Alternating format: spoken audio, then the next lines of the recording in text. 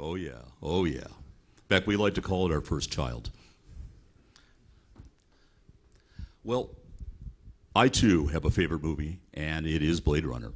And the story I'm going to tell you goes back many years now, 2 decades. And it sort of goes like this. How do you get to create something like cyberpunk?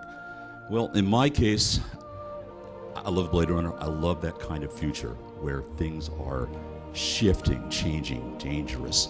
So I find myself, and you can join me in this mental exercise, walking down a street around 1 o'clock in the morning in San Francisco, and it's rainy and it's cold, and it's down by the Mission, which is not a place you want to be. And I'm thinking, this is kind of interesting. It's dangerous. It's cool. It's got that kind of dystopian feel, but it'd be a lot better if I had, I don't know, a gun in my arm or something. Or I had something that would enhance my capabilities in a way that I might live to get to my car. So the thing I realized then, I wanted to write this game. I wanted to have a game that had more than just gear and weapons and technology and ideas like that. I wanted to have a certain kind of style, that kind of dangerous, tragic, almost romantic feel, something that's somewhere between science fiction and film noir, and thus was cyberpunk. And when you look at that, look at the guy. He's got the hardware, yes, but he's got a certain style as well. You've got to have style to wear that jacket. And this is what we were aiming to do.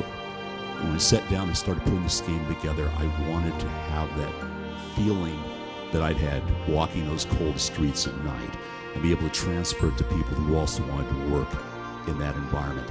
It's a very strange and interesting place because it's only seconds away from where we sit right now if everything had gone somewhat wrong.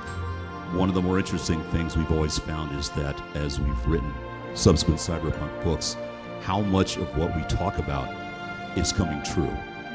How many root areas of the cyberpunk experience could really be there for us.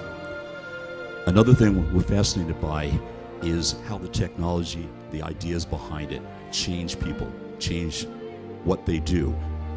When you're in the cyberpunk world, you have enemies, and they're big enemies. You have huge mega corporations, you have booster gangs, you have terrifying change, you have a world that is pretty much collapsed.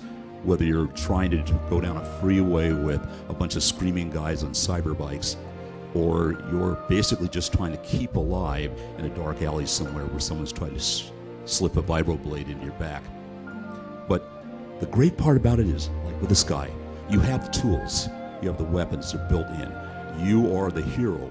You're a one-man army or a one-woman army. You can get out there, you can change it, you can make a difference. Sometimes it's tragic, sometimes it isn't. But the great part is, you make that happen. Now, the thing is that's really hard to translate because you can't just make a gun and run game. You need to find a way to get that feeling. And for many years, we kind of despaired at ever finding a company that could help us do that, could pull that off. And when we were contacted by CD Projekt Red, we saw Witcher and Witcher 2. We said, yeah, these guys can do it. They can get that maturity, they can get that danger.